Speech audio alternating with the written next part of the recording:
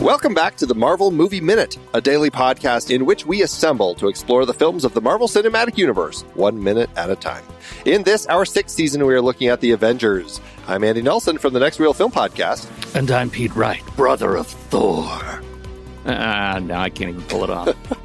Today we're talking about Minute 7, which begins with Loki grabbing Clint and ends with Fury trying to talk Loki down. Back on the show, it's Kathy Campbell, RelayFM's community manager. Hello! Kathy! Hello. Thank you for having me back. Oh, we are thrilled to chat more about this big scene with you. And things kick off right away with Loki taking Clint. Now, my question for you is, how does Loki get here? I know he had kind of had that big leap to take some soldiers down, but we were just in a wide shot at the very start of this minute. And we see Clint laying on the ground, slowly getting up, and some people getting up. Loki's nowhere to be seen. So does he do another flying leap to come and grab Clint? Do either of you have any thoughts on that? Oh, I have thoughts. Thoughts about the crane shot doesn't show Loki in the bottom part. So he probably already started walking or running, and the time it would take for him to get from there to Clint is easily in that time. I could run that time, and I'm not a runner. So totally doable. Gotcha. Okay. Pete? Yeah, lickety-split motion blur. We didn't see it because he's so fast. He's so fast. Zoom. Well, and he can make himself disappear, as we saw in Thor. He can hide his place. So maybe he did a little bit of that. He just showed up there. Right. Just showed up. Now, I brought this up in the last minute because I have a question. He grabs Clint and he's holding him and he says, "You have heart." And then that's the decision point for him to say, you know what, I'm going to now, instead of just pew-pewing you, I'm going to touch the scepter to you. And, without him realizing probably what he's doing, but the Mind Stone is inside and he is able to basically take Clint. He possesses Clint, or the Mind Stone possesses him, so that Clint is working for him now. Why Clint? What was it about Clint that made him say, "You have heart," as opposed to, like I said, the guy yesterday who gets up 3 times to take him on? I mean, we like I mentioned in the last episode, he's standing next to Fury. He's important. So Loki also knew, this is a guy that's important. And I think Thanos also came in. Thanos to Loki, I would like you to please stick the pew-pew staff on his heart. Not too hard. Make some sort of... Not too hard. Not stabbing him. We're not stabbing. We're just going to touch it because I need him. We know he's Hawkeye, even though, yes, Loki, I know he does not have his bow and arrows. It's still Hawkeye, I promise. It's okay. Just do what I'm telling you to do. Yeah. Right. Yeah. It's that another old SNL skit. You, I know you. I know. No, you're not mad at him. You're not mad at him. Just touch the staff to his chest. Yep. I do wonder what he means by "you have heart." Like, what is it that Loki's able to see about Clint that makes him realize that Loki's going to be as useful as the other non-people that he's taken with him to join Team Loki and Eric Selvig? So here's an interesting thing that I just was thinking about. So the Mind Stone, when he takes, for example, Selvig, as he will, we're not going to know this really until later films, but Selvig's mind, he said, was opened up to like other dimensions and stuff, like was greatly expanded. Clint's probably too. And so if there is this element of Loki being kind of partly taken by the Mind Stone by Thanos to kind of run this whole mission, perhaps he now kind of has some extra sensory abilities where he's able to see, I see more in you than all of these other schlubs running around. I see this great potential in the things that you're able to do, and so I want you on my side. So maybe that's it, even though it's never really clearly spoken, but I would buy into that. I wonder too so with the exception of the one staff member, the people that Loki turns or whatever kind of have had some sort of connection to Asgard and to Asgardians.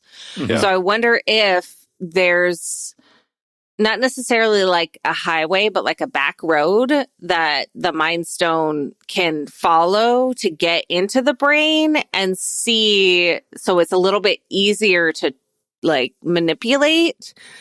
Or Loki looked at the call sheet and said, oh, Jeremy Renner's here, so he's important. I can't get Fury.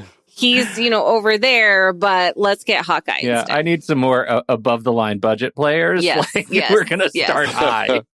Yeah. That would have been great, to start throwing in meta references right now. Right. You're number 6 on the call sheet. Breaking the fourth wall. I love it. That's a very Loki thing to do. And Loki winks right in camera.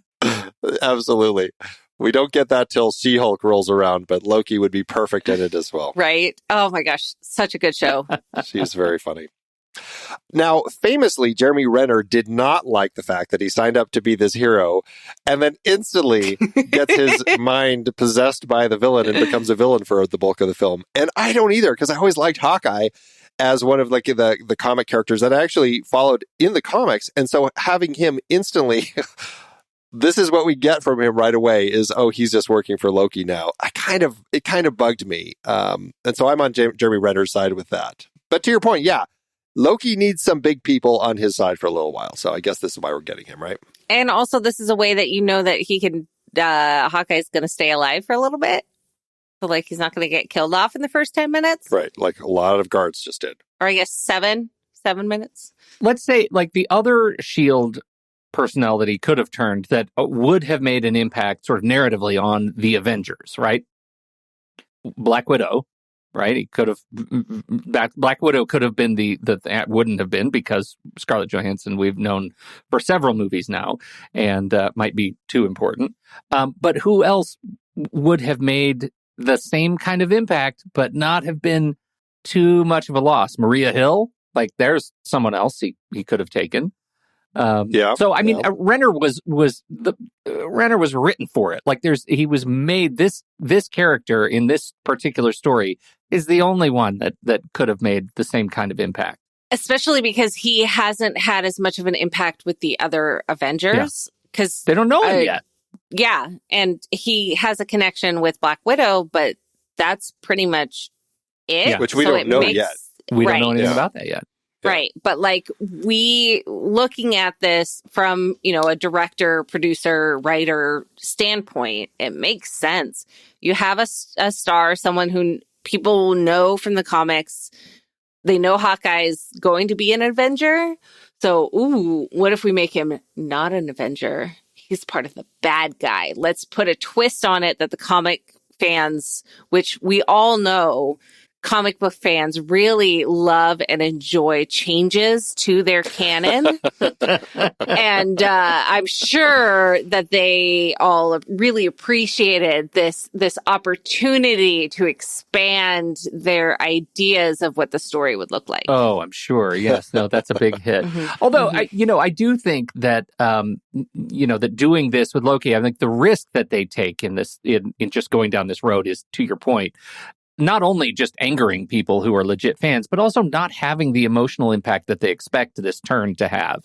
And while it works for me narratively to have him brainwashed and be a part of the team, particularly the attack on the helicarrier, which we're going to talk about in like 6 years, all of that stuff really works for me. Like, I just like that as an action beat, even though I get it, Renner as an actor, would have preferred to have been Team Avengers the whole time. I totally understand that.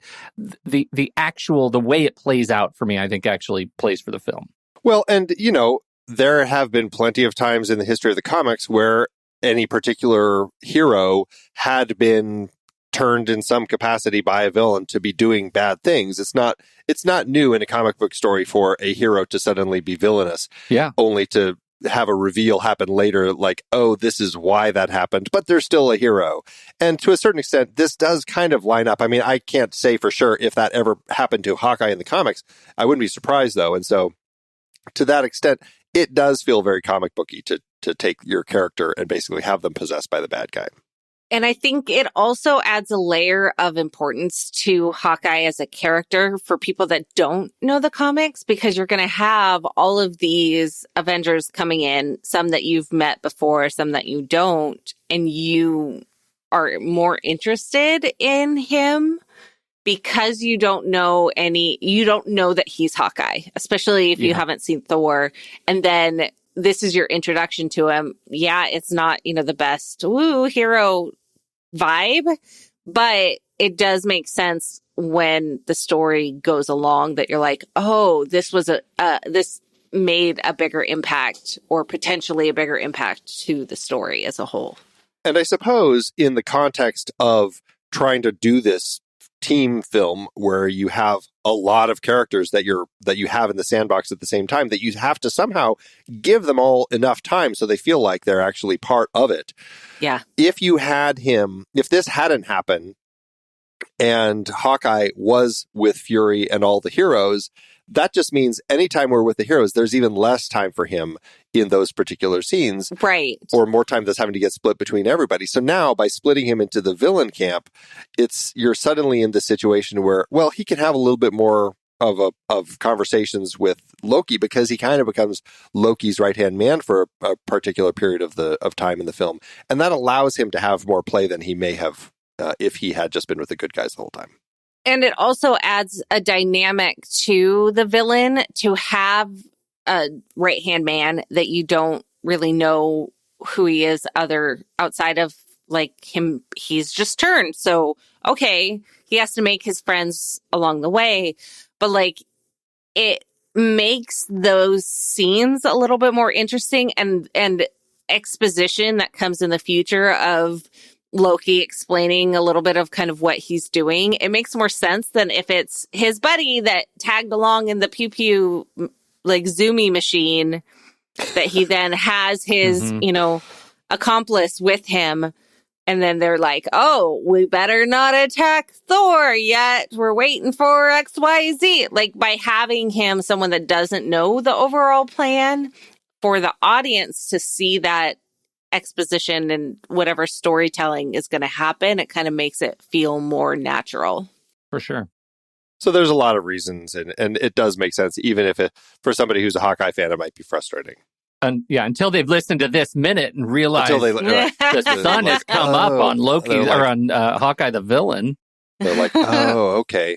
Jeremy Renner, I think he's listening from his hospital bed right now. He's like, oh, okay. It all makes sense now, and he's okay with it. The one challenge I have from the very beginning of this minute, the production design is all great, but all these wide shots of the NASA hangar that we've talked about in minutes past, how great the location is. This bunker looks fantastic. This giant vacuum chamber that is a real NASA facility. The problem is there's a lot of like electronics on fire. Nobody is having any signs of headaches or disgusting smells, and that I find really triggering. People should be really dealing with some ventilation issues that are not happening in this facility. I mean, we know the sound design is very like great, and they have pulled out so that there is more silence in there. You can't hear the fans that automatically go off when there's fire. Like, there's full ventilation. This is a NASA location. They know ventilation is important. In chemical fire They've had experience. They know what happens when there's fire. They know how to deal with it. So they're going to have all of the precautions. S.H.I.E.L.D. must have turned it all off. That sounds like something S.H.I.E.L.D. would do. Totally. Really. It gets in the way of our space science. Yeah.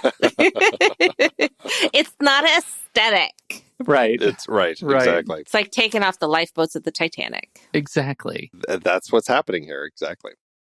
Well, that might be your issue, Pete. My issue is, how does Nick manage to hold the Tesseract? I mean, I know it's only for like 3 seconds or so as he's moving it from the one container to the briefcase, but we've seen what happens when people pick up the Tesseract, and it's not good. It just kind of singes his hand a little bit, is what it seems, and he kind of like... Yeah, I think he didn't even really say, ow. Like, it's just a little bit of it, but come on. Red Skull dissolved. Yeah, it's like picking up dry ice real quick. I have the answer. I'm ready. I have the answer. Are you ready? Oh, Are you ready? Yeah. He read the script. Oh, Kathy. Another meta moment. Yeah. This is a whole rewrite we're doing here. I know. It's a whole rewrite. It's Nick Fury. Freaking Tesseract isn't going to hurt him. Just an alien cat is going to hurt him in the past that we learn about in the future.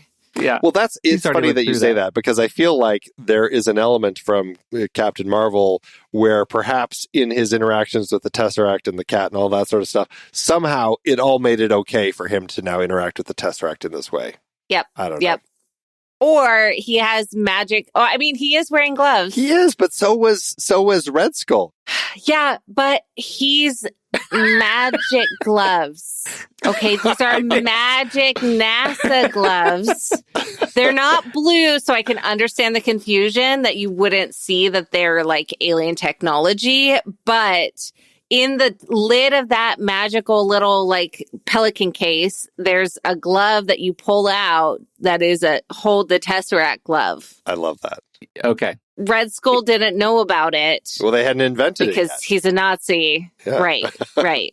And so he knew that he needed to wear that glove before he could put it into the pelican case and take it out. I love it. If the title of this episode isn't, but magic NASA gloves, we're doing it wrong. It's so funny because he does kind of like his face. I mean, it looks like he just picked up some dry ice and was putting it down. That's basically the way it plays. Yeah. I mean, because it is. You could see the little smoke coming. There's a little bit of dry ice on the thing. I'm sure it's actual dry ice, not a smoke machine because it's right, vaporish. That's what they had on set. Exactly. Yep. So, okay, now how does this interaction play? So we see Loki, while Fury is doing this, Loki has possessed one of the S.H.I.E.L.D. agents, and Fury tries to slip away very casually, and then Loki stops him and has that, please don't. And the little conversation between the two of them, which, it's an interesting conversation. I like the exchange that they have here. And Loki has that, this is where he says who he is. I am Loki of Asgard. You get a great shot of Eric Selvig having that moment of realization. He never actually saw Loki in the first film, or in the first Thor film, but certainly talked about him enough with Thor. And so hearing that triggers him to have that line, which cracks me up to no end when Selvig stands up and says, Loki, brother of Thor? And Loki just gives that look like, God damn it, I can't get away from this guy anywhere. I can't even get to Earth and get away from my brother. What the heck? Amazing. It is possibly one of my favorite moments in the entire film is that look on Tom Hiddleston's face when Eric calls that out. Well, and like, if he's heard about Loki, why would he not realize the family drama here? Like, we know Selvig is not exactly the most like socially aware person, right, for things, but like, you don't mention the bad guy's brother that you know they have a terrible relationship with. He's probably watched movies, read books, any sort of narrative commentary. You don't mention the bad guy's brother. Yeah, I mean, he knows in the Thor movie, Loki sent the destroyer to Earth to kill Thor. So right. There's kind of, I guess you could say, bad blood between them. So, yeah, calling it out right here may not have been the best plan for Eric. Yeah. But it makes me laugh. Now, what do you two think of Loki when he says, I'm Loki of Asgard, and I am burdened with glorious purpose? How does that play for the two of you? I mean, it's very Loki. I don't know how to say anything else than brilliant. Like, these are the lines that I show up for from Loki. Like, burdened with glorious purpose. Like, that is legit Loki canon, and I am here for it. Yeah. And it also helps track with the idea that Thanos is in his head and telling him what to do. And he's like, Daddy Thanos is making me come and take over the world. It's such a burden that I shall bear because I'm flipping Loki and I will do what I need to do. But isn't this glorious? Bow down to me. Right. All this work that I have to go through to be ruler over Earth. It's like, shouldn't it be easier? Come on. Yeah. Yeah. Oh, it's so funny. It's a great line. The one other thing that I catch with it though when he's saying it though is how sweaty he is, which makes me ask: is it just the exertion of running around killing everybody? Is the is this scepter, when it's blasting people, is it really hot? Or is the teleportation process, was that really hot? Like, why is he so sweaty here? Well, he has been leaping about quite a bit. And he got shot in the face, right? Oh. That can make a guy sweat. And I feel like the pew pew has that same power of the Tesseract. So it's like the dry ice essence going through him. There is a physiological response. Yeah. Or we like looking at Tom Hiddleston all wet. Alternative. Yeah, I feel like that came up a lot in the Thor season. Like more of that, for sure. More of him. I do think this is one of those great moments. Like we talk about hero moments a lot in the entire series. Like with I could do this all day, or all of those things. Later we get to On Your Left. We get to all kinds of the big hero moments. This is I am Iron Captain Man. America. Yeah. I am Iron Man. Yep. Right. This is a villain moment, right? Like this is a great line from a villain, and we haven't talked about many like serious villain moments over the course of this series, because there's so many hero moments. But I am burdened with glorious purpose is like, that's meme worthy for Loki, just like I could do this all day is for Cap. So I think it's fantastic. We also didn't talk about the layers of leather that he's probably wearing. And I don't remember where this hangar is, but I'm guessing they probably don't have air conditioning because the fires are still going. And so like it's not taken care of. And I feel like the temperature change from space to the NASA hangar is probably significant. And even as Guardians can't balance that temperature change. Right. So, it's got to come out somehow. And if anyone's ever worn a full multi-layered leather garment, the sweat's going to come. It's going to be there. Absolutely.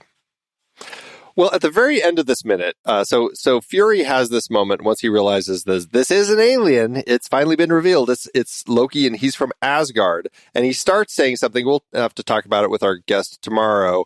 But what I wanted to just talk to you both about real quick is we get this low angle shot of Nick Fury as he's delivering his line. And it's low angle so that we can see all the way back to the back of the chamber above, in that big domed space above kind of the platform where Loki arrived. And we see this blue swirling energy. I can't help but feel like we're getting kind of the Chekhov's swirling energy here, because it's like the shot is so set up in a way to reveal this blue swirling energy. It's like, oh, I guess something's going to happen. There's this power ruling. Yeah, it's like, hey, we're up here. Look behind you, look behind you, look behind you. Another pew-pew. Because it's blue. It's blue. So it's glowing. Alien. It's swirling up in the space above. It's interesting. I just found it interesting that we saw it when it started coalescing when he was arriving. This is the first time, though, in a few minutes where we've had a reminder that, hey, this energy is still swirling up above. And I just want to call that out because it's important to remember that this will be certainly a heavy plot point coming in the next couple minutes this week. Any other thoughts about anything going on in this in this minute? I am excited to hear what you all say tomorrow, because the idea that Fury is going to try and talk down this guy who just came and murdered everybody and transitioned people to his side, calm down now. Calm down. Mr. Loki, let's have a conversation about it. Yeah. Let's see how well that goes. No, it'll make for an interesting conversation for sure. And I'm curious to see how the rest of this, how is it going to play out? What's going to happen? Who else is Loki going to take? What's going to happen next? Exactly. No, they're setting it up well. And that's what I like about this whole play with Loki coming in, killing a bunch of people until he's kind of got control of the room, and then basically mind wiping people to have them join him. It's an interesting setup for our villain at this point. So I'm curious to see where it's going to go. So they, in the context of a story setup, we're doing good so far. Great. Yeah. Especially to set up the multiple levels of characters to come, and the idea that this is going to be a more complex story than maybe previous ones have come. Yeah. For sure. Actually, here's a question for you that I have, Kathy, that I don't know, this just rose. When we started this season, we start with a couple minutes in space and talking with the other, who is the voice that we hear talking about the Tesseract and its power and everything, and the Chitauri army and all this sort of craziness before we arrive here at the Shield compound. Did you remember any of that stuff at the very beginning, or in your head did you go, oh, it all starts kind of with Loki arriving and the big and him kind of trying to get the Tesseract? Because we were debating with ourselves, did we even remember that this happened? No I idea. didn't remember it at all. And even now, when you're saying that and explaining it, I was like, did that? What? What? It feels very much like a cold open in a television show. Yeah. Sure. Oh, hey, we're going to let you know this is a space movie. We've got aliens here. Like, let's do all of this. It also, the conversations around the Tesseract and stuff, and that we know, spoiler, is going to be part of the Infinity Stones and like all of the larger story. I always have wondered if this idea of the Infinity Stones was always in play, or if the Tesseract was a specific thing that they created and then retroactively affected it to be part of a larger story, similar to like the Pirates of the Caribbean movie. Yeah, I kind of wondered that too, only because it feels to me like this movie, when seeing it, it was reacting safely to a narrative that may not be able to play out, but could stand alone as like the climax of this 5-movie, or 6-movie series, and might not, like, what if they hadn't figured out how to do the rest of the saga? Like, this movie could have been kind of an ending, and they were playing it a little bit safe. Yeah, right. So. Especially since they're both blue. Yeah. Shiny things. Everything's blue.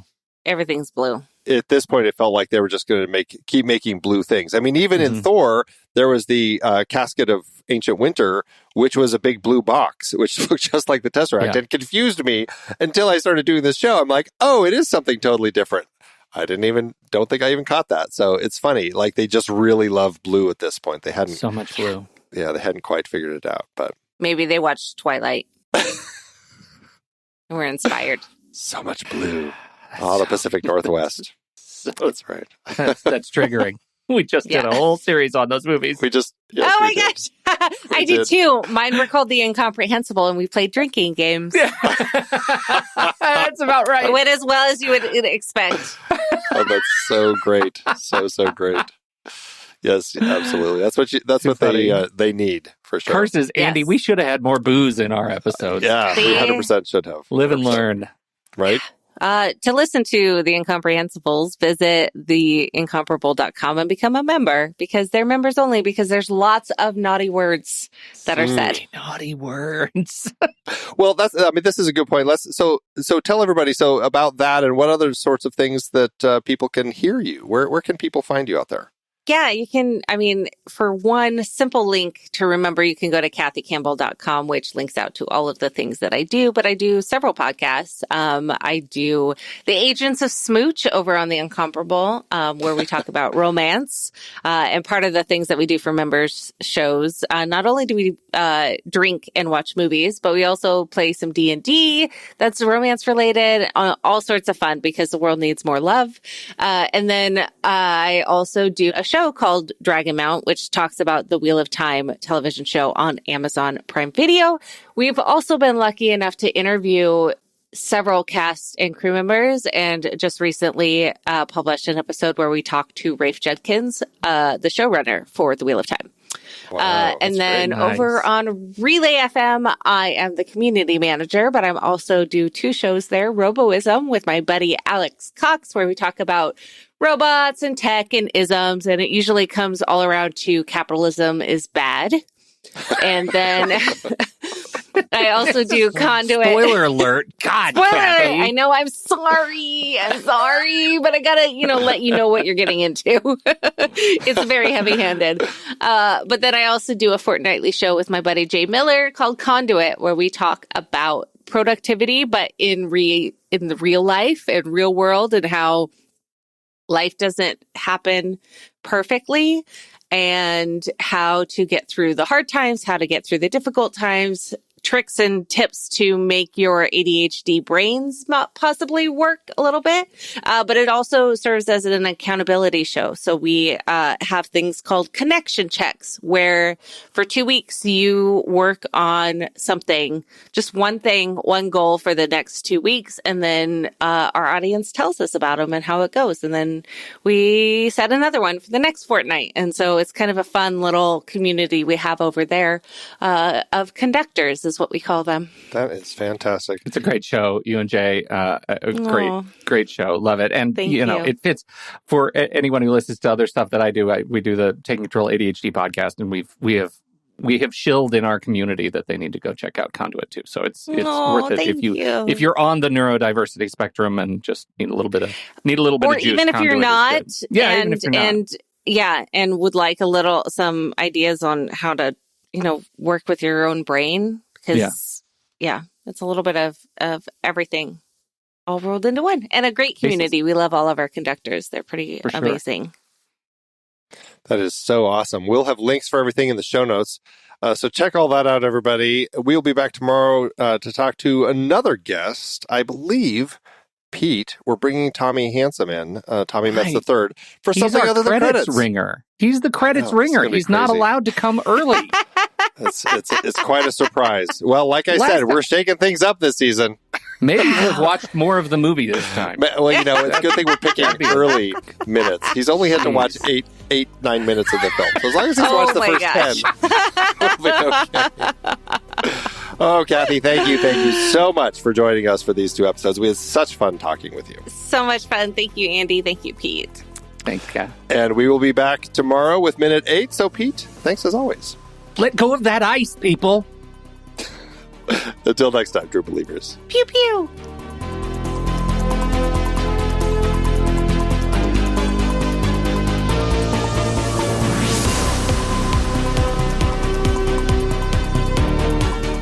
Marvel Movie Minute is a production of True Story FM, engineering by Andy Nelson. This season's music is Message to the World by Anthony Vega, and this season's show art is by Winston Yabo.